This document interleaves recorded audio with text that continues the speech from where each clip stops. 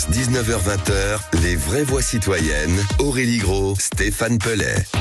Et c'est une émission qui nous fait plaisir, les vraies voix citoyennes, avec Aurélie Gros et Stéphane Pellet, coprésident du G500, l'ONG citoyenne, avec un petit peu moins de 2000 associations qui font bouger la France, et c'est déjà énorme. Bonsoir Aurélie Gros. À tous les deux. Merci d'être là. Bonsoir Stéphane Pellet. Bonsoir, ça fait vraiment plaisir. Et on est ravis de vous retrouver Stéphane.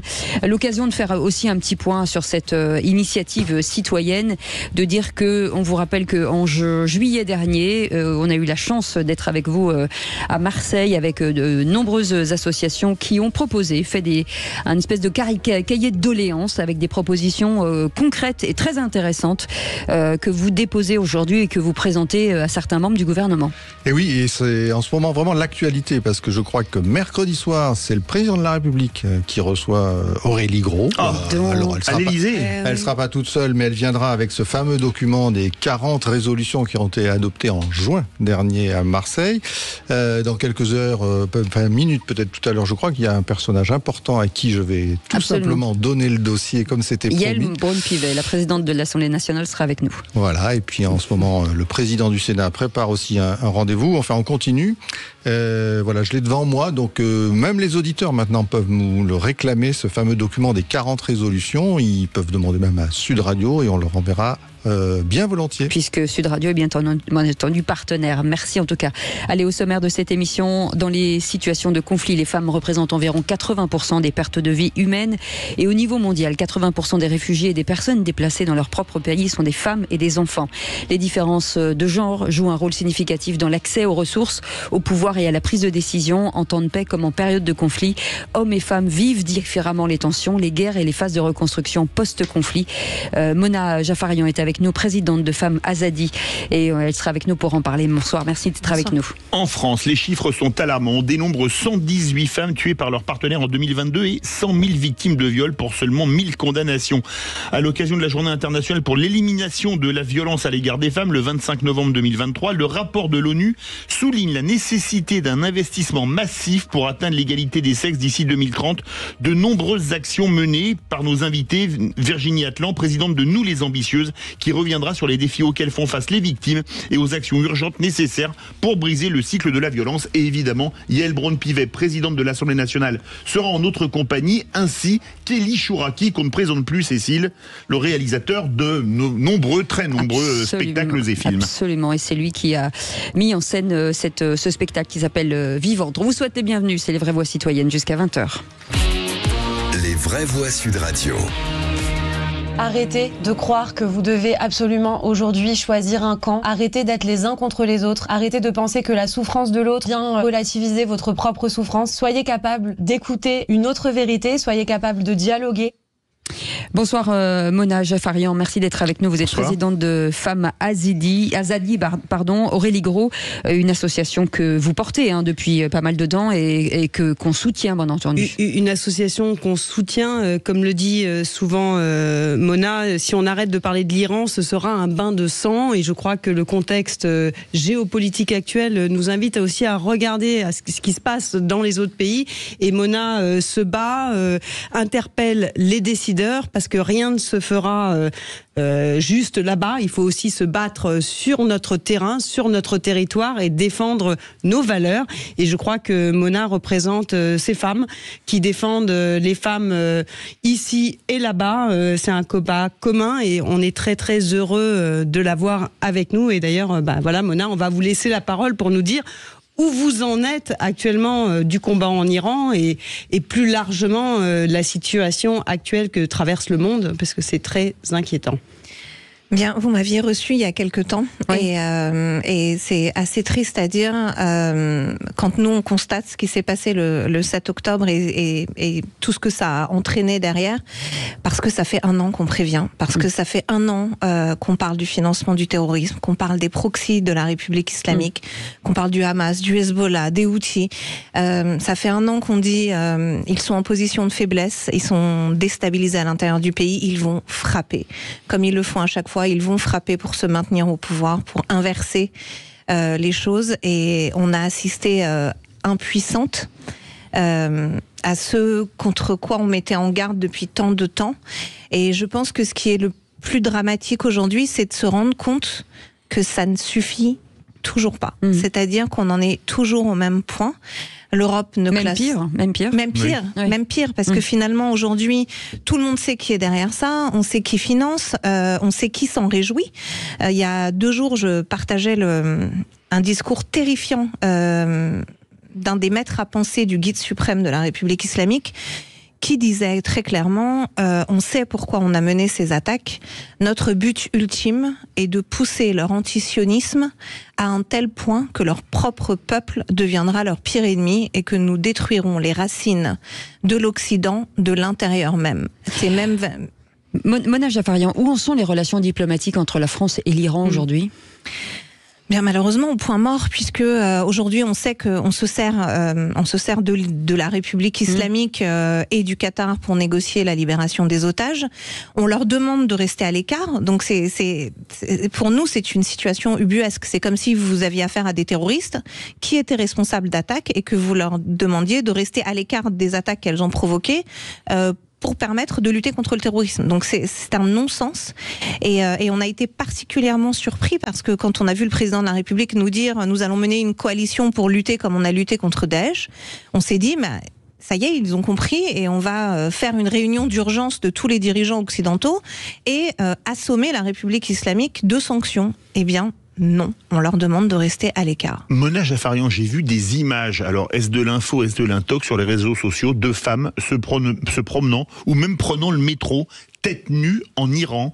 Est-ce que Femme, Vie, Liberté, c'est le slogan qui date de septembre de l'an passé, c'est-à-dire maintenant il y a pratiquement 15 mois, comme on est fin novembre, est-ce que le mouvement continue, parce qu'on n'en parle plus beaucoup dans les médias français malheureusement. Alors il faut dire que l'actualité avec le Proche-Orient a quand même tout balayé aussi. Alors, il faut savoir que Femme, Vie, Liberté, c'est l'ADN du peuple iranien. En fait, c'est quelque chose qui ne s'éteindra pas, qu'ils n'arriveront pas à éteindre. C'est-à-dire que pendant cette année qui s'est écoulée, ils n'ont fait qu'augmenter les sanctions, augmenter les exactions, rajouter de nouvelles lois, embaucher de nouveaux agents pour la police des mœurs. Mais ils n'y arrivent pas. Ils n'arrivent pas à juguler cette soif de liberté, de démocratie, de laïcité. Et tout simplement parce que le peuple iranien n'est pas la République islamique. Et notre histoire et notre culture sont diamétralement opposées à ce que représentent les ayatollahs. Et aujourd'hui, cette jeunesse, elle est tellement intrépide qu'elle n'a plus peur. Là où peut-être les générations d'avant avaient davantage de crainte.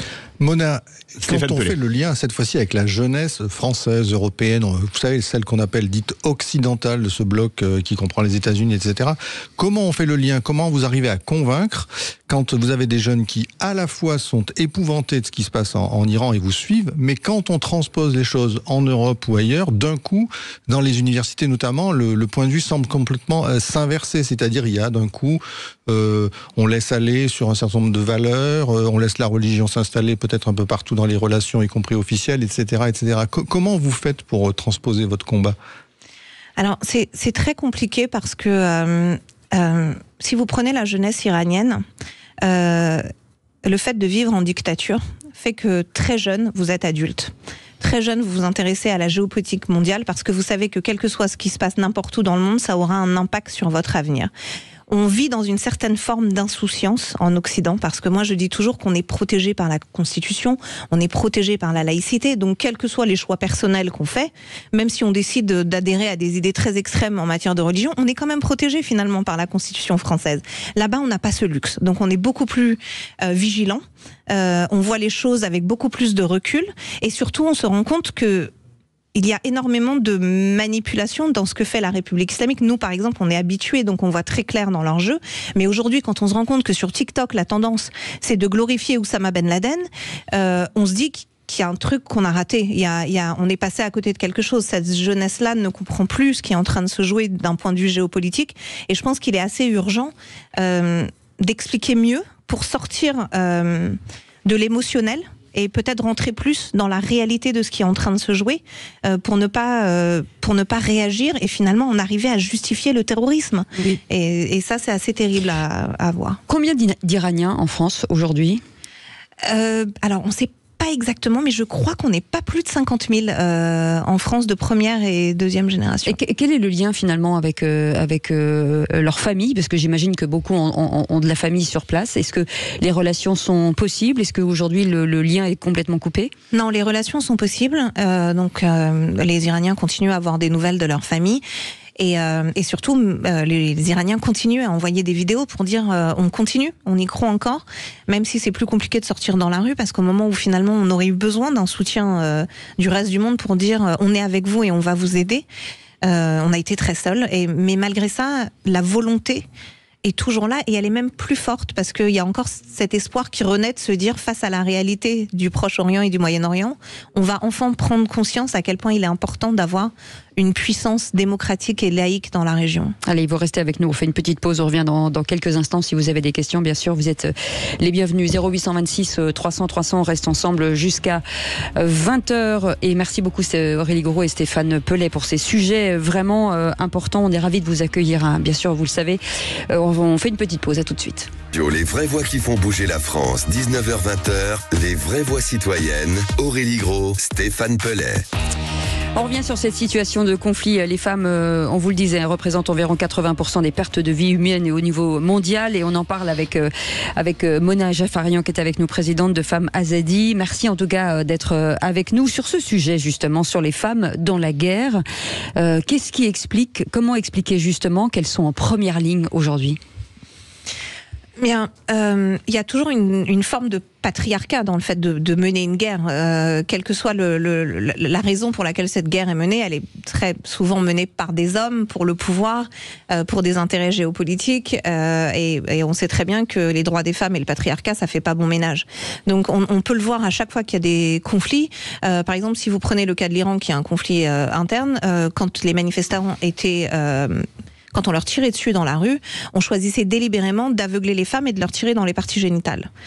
Si vous regardez par exemple ce qui s'est passé le 7 octobre en Israël, délibérément, la manière dont ont été tuées les femmes et dont ont été tués les hommes est très différente, puisque les femmes ont été violées, on a coupé toutes les parties érotiques de leur corps pour les exhiber, on a exhibé des corps nus, on a violé des cadavres de femmes. Donc il y a une vraie volonté de souiller finalement la femme et de lui faire payer ce qu'on déteste finalement chez elle, et on le voit.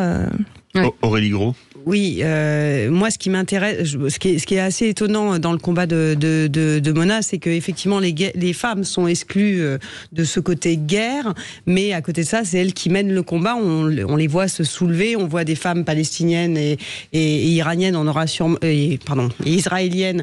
On aura sûrement l'occasion de recevoir les guerrières de la paix dans une prochaine émission, et elles se soulèvent justement pour montrer une réalité de terrain et pour proposer des solutions pour aller vers une paix durable. Moi, ce qui m'intéresserait de revenir sur un sujet qu'a évoqué Stéphane Pellet, c'est la question des réseaux sociaux, et notamment de cette guerre, en fin de compte, par procuration, qui se joue aussi sur les réseaux sociaux et les médias. Et je sais que c'est une guerre de leur côté avec la désinformation, mais c'est aussi un moyen pour vous d'aider de l'autre côté et de faire passer des messages pour faire trembler, entre guillemets, les islamistes. Oui, alors justement, je reviens juste sur ce que vous avez dit. Effectivement, je pense que les femmes, justement parce qu'elles sont les premières victimes des conflits, sont plus à même aussi d'apporter des solutions, que ce soit géopolitiques ou de paix. Et effectivement, quand on voit les femmes palestiniennes et les femmes israéliennes qui arrivent à aller au-delà du conflit, au-delà de ce qu'elles ont vécu, parce qu'elles sont mères, parce qu'elles sont femmes, et qu'on a une sensibilité qui fait aussi que... Est-ce qu'elles sont autour de la table des négociations ? Mais si elles y étaient davantage, je pense... serait mieux. Et cette marche, elle était historique. Et j'ai oublié votre question du coup. Les réseaux sociaux. Effectivement, c'est une vraie guerre. C'est une vraie guerre qu'on se mène, parce qu'en fait, il y a un complotisme ambiant, permanent. Il y a de la désinformation. Il y a des accusations très lourdes qui sont portées. Nous, on est accusés en permanence d'être le lobby d'un tel ou un agent secret de telle personne, parce que voilà.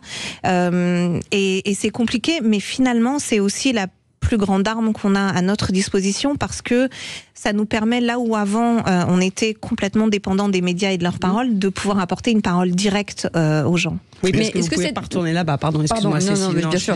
Est-ce que cette désinformation aujourd'hui, elle est suffisamment claire pour ceux qui nous écoutent, par exemple en France ou dans des pays qui pourraient vous aider? Est-ce qu'on arrive justement à savoir le vrai du faux? Alors, nous, on est tellement dedans que parfois on réalise pas à quel point c'est compliqué pour les gens de comprendre ce qui est en train de se jouer. Donc c'est là où les réseaux sociaux nous aident beaucoup parce que parfois quand moi je fais une interview avec vous, si je réponds à vos questions, derrière il peut y avoir 100 personnes qui vont dire mais elle est en train de mentir, elle est en train de porter son combat. Mais le fait d'aller chercher des interviews des gens concernés, comme je vous parlais par exemple de l'interview d'un des membres de la République islamique, là ça parle plus aux gens parce que vous l'entendez de leur bouche à eux, ils ne s'en cachent pas. C'est pas comme si ils étaient en train de se cacher sur leurs intentions et la finalité de leur combat qui est vraiment la destruction de l'Occident. Mais Mona Jafarian, comment tient encore le régime iranien? Ça va faire, il est arrivé au pouvoir le 3 février 79, il est rentré en Iran de mémoire Khomeini. Comment tient encore ce régime qui a l'air honni par une grande partie de la population? Alors je vais vous répondre sans aucune langue de bois, mais... Parlons vrai. Hein. Parlons vrai. Le 15 septembre, à la veille de la révolution, des 1 an de la révolution, Joe Biden a débloqué 6 milliards d'euros pour la République islamique contre 5 otages. On a appelé ça le deal de la honte. Avant-hier, il a débloqué 10 milliards de dollars de fonds bloqués précédemment par Trump pour payer l'électricité des Irakiens. Il a allégé les sanctions sur la vente de pétrole. Des Irakiens ou des Iraniens? Des Irakiens. En fait, les Irakiens ont acheté l'électricité aux Iraniens.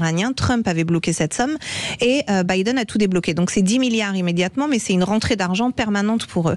Dans le même temps, il a allégé les sanctions contre les ventes de pétrole. Donc ils ont doublé leurs ventes de pétrole. Donc au total, ils se sont enrichis, terriblement enrichis. 50 milliards. Voilà. L'administration Biden leur a fait cadeau de 50 milliards et comme je vous le disais précédemment, encore une fois, ils échappent aux sanctions.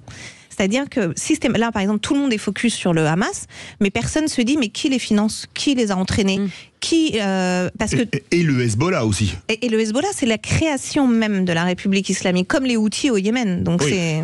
Vous savez à quoi ça ressemble cette situation? C'est toujours cette réelle politique, la géopolitique, et ça fait penser que quand on allait en Chine et qu'on n'osait pas parler des droits de l'homme ou dans certains pays, actuellement, je pense que les États-Unis et d'autres voient la situation du Proche-Orient, ils voient que ça peut s'enflammer, ils veulent donc calmer. Et qui sont les victimes? Eh ben, c'est justement les victimes du patriarcat, parce que ce sont des régimes patriarcaux, donc ce sont les femmes, voilà. Et Monia Jafarian, comment on peut vous aider en fait? À part vous donner la parole, le rôle de la France, ça devrait être quoi aujourd'hui? Alors vous pouvez m'aider, parce que si vous allez voir Emmanuel Macron, si vous voyez Yael Braun-Pivet, je pense qu'il est vraiment temps de leur dire...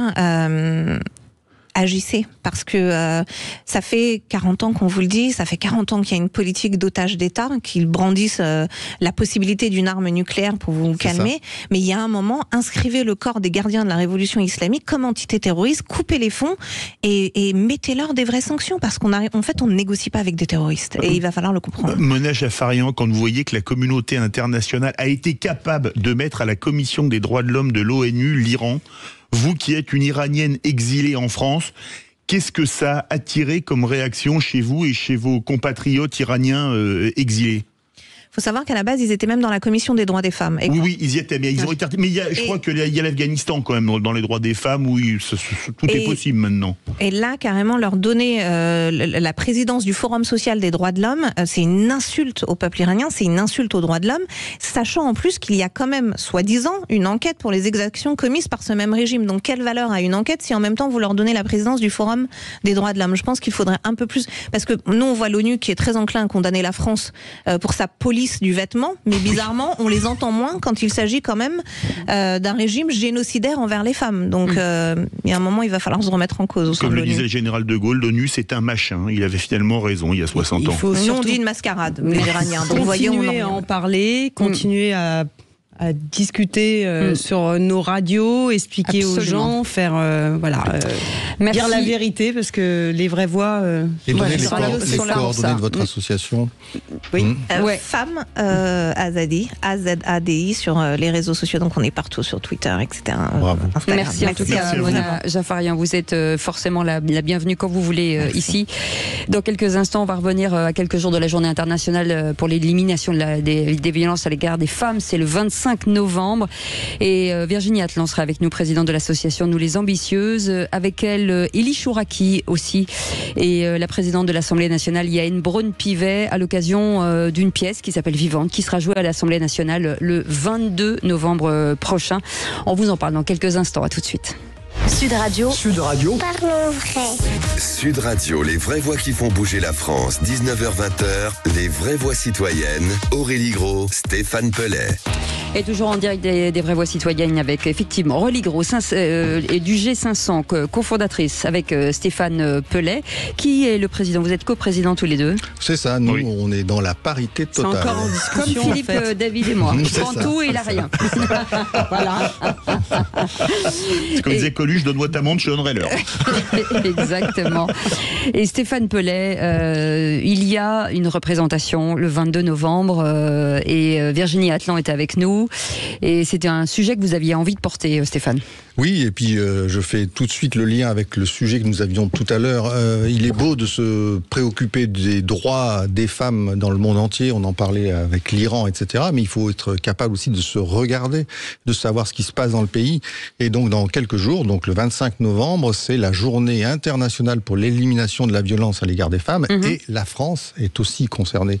Il ne faut pas penser que ça se passe partout ailleurs dans le monde. Les chiffres, on les a donnés tout à l'heure en début d'émission, sont assez fous, quoi. Il y a, je crois, de l'ordre de 100 000 viols, par exemple, dont à peine 1000 sont condamnés. Et Virginie va certainement nous proposer d'autres focus précis sur cette affaire-là. Mais d'abord et avant tout, c'est une affaire de cœur. C'est pour ça qu'on a voulu en parler, parce que le 22, à l'Assemblée nationale, vous allez jouer une pièce de théâtre à laquelle vous êtes excessivement attaché, parce que ne serait-ce que quand on fait la liste des acteurs, c'est extraordinaire, toutes ces actrices et ces acteurs. Donc, dites-nous un petit peu ce qui se passe le 22 novembre. Virginie Atlan qui est avec nous, présidente de l'association Nous les Ambitieuses. Juste pour vous dire que dans 2 minutes, Yael Braun-Pivet sera avec nous, la présidente de l'Assemblée nationale, et nous serons en direct avec Élie Chouraki. Bonsoir, merci d'être avec nous, Virginie Atlan. Bonsoir, merci, ça me permet de faire le lien. Oui, le 22 novembre, nous serons à l'Assemblée nationale, dans la salle des fêtes, à l'hôtel de la C, et à la demande de la présidente Yael Braun-Pivet, pour présenter une nouvelle adaptation de la pièce Vivante, qui a été écrite et mise en scène par Élie Chouraki, d'après des vrais témoignages de femmes qui ont subi des violences de toutes sortes. Donc on aborde évidemment ces violences qui atteignent les femmes directement, mais aussi les enfants. On les exclut pas de ce contexte dramatique dans les familles, et on essaie d'aborder tout un panel, malheureusement, des violences qui sont répétées. Oui, les viols, les coups, l'excision aussi, et puis toutes sortes de harcèlements violents vécus par ces femmes. Vous parliez évidemment et justement de ce qui se passe dans le monde. Oui, c'est l'Ukraine. En fait, on se rend compte à quel point aujourd'hui les femmes sont identifiées comme de vraies armes de guerre, utilisées pour essayer de mettre vraiment au plus bas son peuple. C'est aussi ce qu'on a vu le 7 octobre en Israël, Hamas, qui a violé un nombre considérable de femmes. Il y a partout dans le monde, en fait, cette quête de vouloir utiliser la femme comme un trophée. Oui, mais Virginie Atlan, en France, on n'est quand même pas dans une guerre entre les sexes. Mais c'est pareil. Il y avait cette fameuse guerre entre les sexes. Mais je pense que c'est pareil. Je pense que les hommes violents, ces hommes pervers, ont aussi cette quête d'avoir la femme comme un trophée. Elle lui appartient. Il en fait ce qu'il veut, en fait. C'est une guerre aussi dans le couple, dont met beaucoup de mal à se défaire les femmes qui subissent ces violences. Donc les enfants, ça c'est important, vous le disiez, parce que les enfants sont souvent les témoins de ces violences.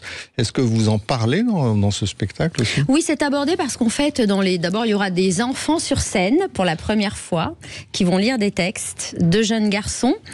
Et il est vrai que les enfants sont pris en compte, en fait, dans les histoires racontées par ces femmes qui ont vécu le drame à la maison. Quand elles racontent leur histoire, elles parlent du cheminement et aussi du déclic grâce aux enfants. Souvent, les femmes ont subi, tant que les enfants sont petits, dès que les enfants commencent à grandir et à prendre conscience que la violence s'installe dans le foyer, pour préserver leurs enfants, elles décident de partir. L'enfant est le déclic, donc il est abordé dans différentes histoires par les mamans qui ont vécu des drames. Est-ce qu'Élie Chouraki nous entend ? Oui, il nous entend. Bonsoir Elie Chouraqui. Bienvenue Elie Chouraqui et Madame la Présidente Yaël Braun-Pivet, présidente de l'Assemblée nationale, est avec nous. Madame la Présidente, bonsoir. On revenait forcément avec Virginie Atlan sur cette représentation le 22 novembre de cette pièce vivante. Forcément un sujet qui vous tient à cœur. Oui, forcément, bonsoir à tous. C'est un sujet qui me tient à cœur, mais qui doit nous tenir à tous à cœur. Absolument, parce que il nous concerne tous et nous devons tous rentrer dans l'action pour pouvoir faire en sorte que ces violences diminuent et qu'elles puissent un jour disparaître complètement, et donc une Assemblée nationale extrêmement mobilisée depuis l'origine, parce que avant de venir à votre émission, j'ai regardé un petit peu, et vous savez que ma première visite en tant que présidente de l'Assemblée nationale a été dans une maison des femmes. La première semaine de mon élection, j'ai été en Seine-Saint-Denis rencontrer Rada Hatem, parce que je crois aussi qu'il faut donner du sens à ma présidence. Je suis la première femme présidente de l'Assemblée nationale. Ça veut dire quelque chose, et je dois porter, évidemment, des causes. Alors, ce qui est étonnant, c'est que vous êtes ici à Sud Radio en direct, et chez vous à l'Assemblée nationale, Elie Chouraqui qui est avec nous, et qui, Virginie, alors, toute l'après-midi. Il y a un petit problème de liaison avec Elie Chouraqui, donc on va continuer avec Virginie. Non, il est là, je crois. Il vient bonsoir Elie Chouraqui. Je crois que vous êtes peut-être encore à l'Assemblée nationale, ou vous répétez encore aujourd'hui. On vient de finir la répétition, et je suis chez moi maintenant. Notre famille est exactement. On vous entend pas du tout, Elie Chouraqui, malheureusement. Si vous pouvez vous approcher d'une fenêtre, par exemple. On va essayer de tester la ligne. Cet après-midi, c'était les répétitions, puisque nous allons avoir une représentation le 22 avec pas mal d'artistes sur scène. C'est vrai, un panel réuni d'ailleurs grâce à Elie Chouraqui et Alexandra Fechner, qui travaillent dans le cinéma. Et cette force de conviction a entraîné comme ça des artistes engagés bénévoles, parce que la pièce est gratuite pour le public. Tout le monde vient, c'est un vrai engagement pour lutter contre les violences faites aux femmes. Et on a Bernard Lecoq, Florence Thomasin, on a Stéphane Guillon, on a Chantal Latsou, on a une première fois pour une athlète, on a une de nos ambassadrices JO 2024, Émilie Gomis, sur scène. On a Monsieur Charmetan, et puis Rebecca Hazan, et Daniel Evenou, Marc Grosy, enfin vraiment des personnalités, des actrices et des acteurs hyper engagés, et qui ont répété pour la première fois cet après-midi avec Elie Chouraqui, Alexandra Fechner, dans cet écrin merveilleux de pouvoir jouer donc dans la salle des fêtes de l'hôtel de l'AC. Grâce à vous, Madame la Présidente. Merci. Yaël Braun-Pivet, on peut dire que la parole des femmes sur les violences sexuelles s'est libérée avec MeToo. Est-ce que la parole des femmes sur les violences faites aux femmes s'est-elle aussi libérée, ou pas, ou moins, ou plus? Oui, je pense qu'elle s'est libérée parce que il y a une vraie prise en compte de cette parole des femmes. En fait, souvent, les femmes ne parlaient pas parce qu'elles pensaient que c'était vain, et qu'elles pensaient qu'elles ne seraient pas entendues, ou qu'elles ne seraient pas crues, ou qu'il ne se passerait rien. Et aujourd'hui, avec une action résolue de tous les acteurs, et là, je pense que c'est aussi une réussite, parce que les politiques, les associatifs, tout le monde s'est mis dans un même mouvement. Et moi, je le vois, à l'Assemblée nationale, nous avons adopté un certain nombre de textes depuis 2017. Et ces textes sont de toute origine. J'ai des textes qui viennent de la droite, avec la dernière proposition de loi de Valérie Létard. J'ai des textes qui viennent de la gauche, avec celle d'Isabelle Santiago ou de Cécile Untermaier. J'ai des textes qui viennent évidemment de la majorité, avec Bérangère Couillard. Bref, je crois que sur ce sujet, nous avons su nous rassembler. C'est un bon exemple. Nous devrions probablement utiliser cette voie sur d'autres sujets également, parce que ça marche. Quand on se rassemble, quand on est très concret, très pragmatique, donc c'est adopter des dispositions législatives, c'est adopter aussi des actions très concrètes de terrain. On pense, pour le recueil de la parole des femmes, à toutes les actions de formation qui sont menées auprès de nos policiers, de nos gendarmes, pour recueillir cette parole. Les actions qu'on mène dans les hôpitaux, avec des conventions qui sont signées pour que les femmes puissent déposer plainte à l'hôpital lorsque les coups font l'objet de constatations médicales. Bref, des actions tout azimut, et je pense que ça aide les femmes à justement se sentir peut-être plus entourées, plus épaulées par l'ensemble de la société, se dire qu'elles ne sont pas seules, et que tout le monde essaye de prendre en compte au maximum leurs paroles.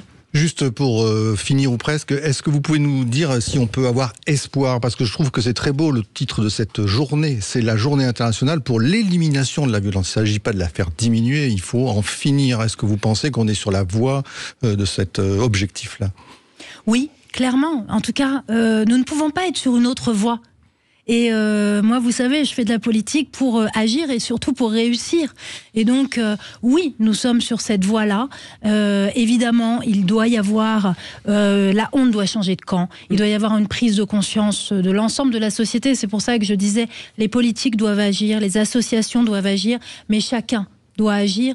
Les voisins, les amis, parce que ces violences, bien souvent, elles ont des témoins. Bien souvent, elles ont des témoins. Avec nous en direct, Elie Chouraqui. Ce mot vivante, Elie Chouraqui, est forcément nourri d'espoir. Oui, c'est vrai que ce que j'ai voulu montrer en adaptant ces lettres qui m'ont été envoyées, qui m'ont bouleversé. Vraiment, j'ai lu des textes qui étaient absolument bouleversants, des situations qui sont absolument bouleversantes. Ce que j'ai voulu montrer, c'est que malgré tout, on pouvait s'en sortir. C'est-à-dire qu'on pouvait se dire que, à un moment donné, même si je suis peut-être moins optimiste que notre présidente, parce que l'âme humaine est noire et que l'âme de certains hommes est vraiment très noire, je me dis aussi qu'il y a, par l'intermédiaire justement des associations, par l'intermédiaire de toutes les aides qu'on peut apporter aux femmes, il y a peut-être une façon d'en sortir et de trouver une solution. Mais là encore, je crois que c'est un problème de culture, c'est un problème d'éducation. Il faut que ce soit un problème dont on parle dans les écoles, dont les enfants aient conscience. Vous savez, c'est comme tous les grands problèmes en fait qui touchent aux êtres. Il faut qu'on ait le courage de les aborder dès la plus tendre enfance. Eh bien, vous restez avec nous, Elie Chouraqui. Bougez pas, on fait une petite pause. On revient dans un instant en direct avec Yael Braun-Pivet, la présidente de l'Assemblée nationale, Virginie Atlan, la présidente de l'association Nous les Ambitieuses, Nous les Audacieuses, pardon. Non, les Ambitieuses. Les Ambitieuses, pardon. Oui. Et c'est pareil. On a de l'audace. Ça ne manque pas d'ambition. Chouraqui qui est avec nous, on fait une petite pause. Sud Radio, les vraies voix qui font bouger la France, 19h-20h, les vraies voix citoyennes, Aurélie Gros, Stéphane Pellet. Et nous sommes toujours en direct des vraies voix citoyennes. Ça discute hors antenne avec Stéphane Pellet, Aurélie Gros, les cofondateurs de... Non, Stéphane Pellet, il est sage. Il est sage du... Comme les hommes en général. Il a mis sa cravate aujourd'hui. 500.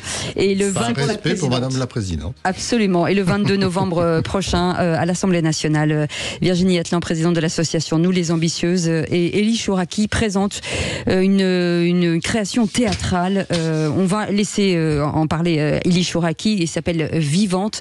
On parle de violences faites aux femmes et certaines vous ont envoyé des courriers, Elie Chouraqui, et vous avez eu envie, de façon assez normale puisque c'est votre métier, mais en tout cas c'est peut-être quelque chose qui va peut-être changer l'image effectivement et permettre à certaines personnes de s'engager, de monter sur scène pour expliquer effectivement ce qu'ont vécu ces femmes.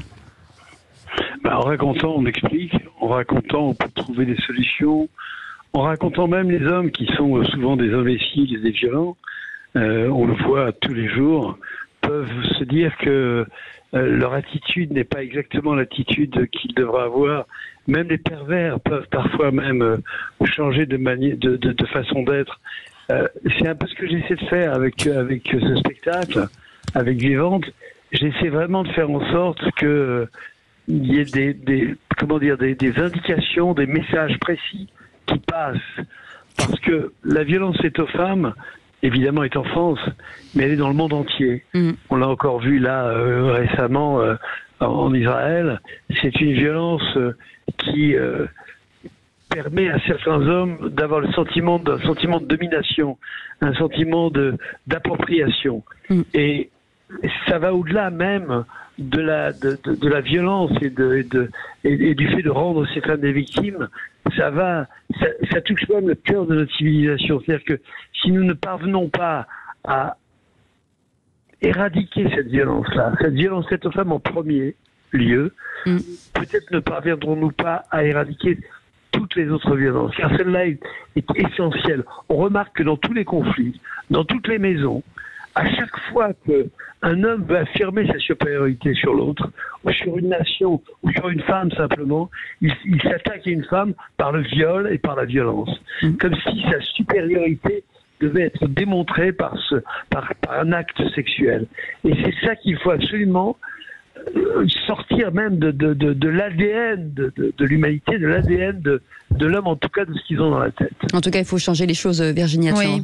Oui, il faut absolument qu'il y ait des accompagnements. On parle de ces femmes qui subissent et qui souvent ne partent pas parce qu'elles n'ont pas les moyens de partir. Et moi, je suis ravie de voir que des choses bougent clairement, Madame la Présidente. Et on a eu une annonce ces derniers jours avec des fonds débloqués pour ces femmes qui pourraient partir de chez elles. Tout à fait, et ça me fait d'autant plus plaisir que c'est d'une part une proposition de loi qui est à l'origine de cette nouvelle disposition.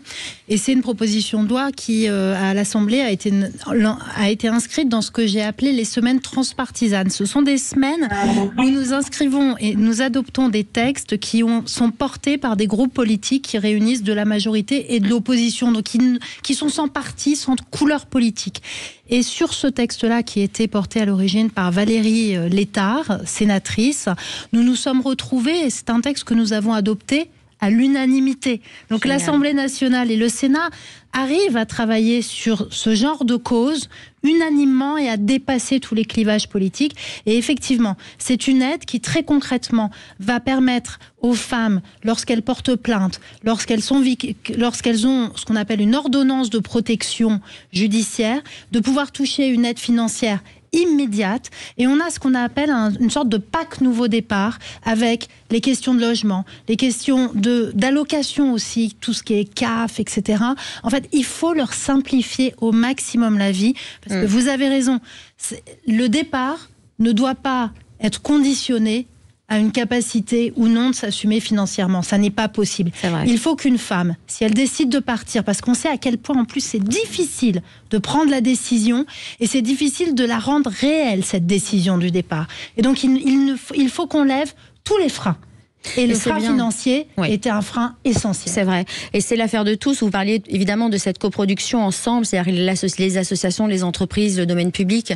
Et aujourd'hui, vous renforcez évidemment ce qui existe déjà avec les aides des associations, mais les entreprises qui débloquent leur compte épargne aux femmes qui en ont besoin parce qu'elles décident de partir.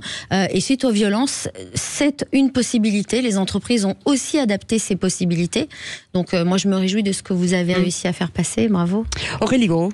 Effectivement, la parole se libère, donc c'est une bonne chose. Les citoyens se mobilisent, les pouvoirs publics et les décideurs font consensus autour de cette voix qui s'élève pour que les femmes puissent en fin de compte libérer leur parole. Donc ça, c'est une avancée.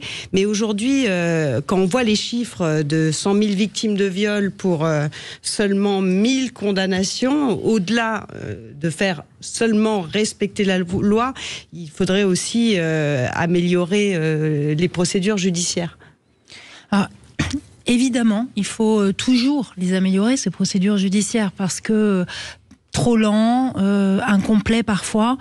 On a également évidemment travaillé sur ces sujets à plusieurs égards. On en parlait tout à l'heure, déjà le renforcement de la formation, pour pouvoir mieux recueillir la plainte de la victime et pour ne pas rater le début de la procédure, en fait, qui est absolument vital. Le fait que les femmes puissent porter plainte à l'hôpital et que les médecins puissent aussi, dans certains cas, lorsque la femme est en danger, être relevée du secret médical, ça aussi c'est quelque chose de fondamental et c'est quelque chose de clé parce qu'il nous faut des preuves matérielles. Et puis, nous avons décidé, avec le ministre de la Justice, de créer ce qu'on appelle des pôles spécialisés. Alors, en Espagne, ce sont des juridictions spécialisées. Nous avons pensé qu'il valait mieux avoir des pôles spécialisés au sein de tous les tribunaux judiciaires, et c'est ce que nous allons faire pour que justement les magistrats, les avocats, que tout le monde puisse vraiment traiter au mieux ces dossiers. Et puis après, il y a une question aussi et c'est là où on parle de toute la société, la prise en compte de la parole de la victime et de la parole de la femme. Oui, parce que je pense que ça reste un frein. C'est-à-dire que la femme se dit, je vais aller porter plainte, et en fin de compte, s'il n'y a pas de suite judiciaire, je vais être en danger. Et c'est vrai que là, on espère en tout cas que l'ensemble des députés iront tous dans le même sens, quelle que soit leur couleur politique. C'est ça. Parce que là, c'est un combat qui est beaucoup plus large. C'est le combat de la justice et de la place de la femme dans cette société si on veut faire évoluer l'égalité femmes-hommes. Oui, vous avez raison. Mais vous savez, la justice, elle fait partie de la société. Et donc, on ne peut pas avoir une justice qui est complètement en décalage avec la société telle qu'elle est. Et c'est pour ça que moi, je pense que c'est vraiment un mouvement d'ensemble qui doit avoir lieu. Et c'est important d'en parler. Exactement. Oui. Et forcément, moi j'ai une pensée forcément pour la députée Sandrine Josso dans ce drame, cette affaire avec le sénateur de Loire-Atlantique. Aujourd'hui, c'est très compliqué, forcément. J'imagine que à l'Assemblée nationale, ça a dû créer forcément une espèce de torpeur. Alors c'est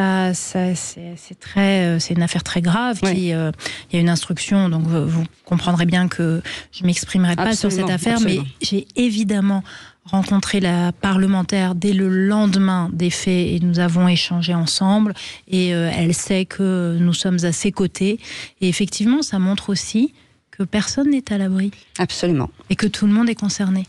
Absolument. En tout cas, on a une pensée pour elle. Merci beaucoup, Madame la Présidente, d'avoir été avec nous, Yael Braun-Pivet. Merci beaucoup, Virginie Atlan, d'avoir été avec nous. Merci beaucoup, Élie Chouraqui. Et puis, on croise les doigts parce que je crois que c'est complet. Oui, c'est complet. Oui, c'est complet. C'est Madame la Présidente qui nous le confirme. Ah oui, non, mais c'est moi qui me... C'est complet, J'organise des marches et j'organise aussi des spectacles à l'Assemblée. En l'occurrence, ça devrait bien se passer parce que le 22 novembre, c'est la Sainte-Cécile. Je dis ça, je dis rien. Wow. Merci d'avoir été avec nous. Passez une très belle soirée. Quelle merci belle à nos équipes. Merci Aurélie Gros, merci Stéphane Pellet, merci Philippe David. Cécile. On se retrouve demain à 17h. On vous souhaite une très belle soirée. Au Salon des Maires. Exactement, à demain.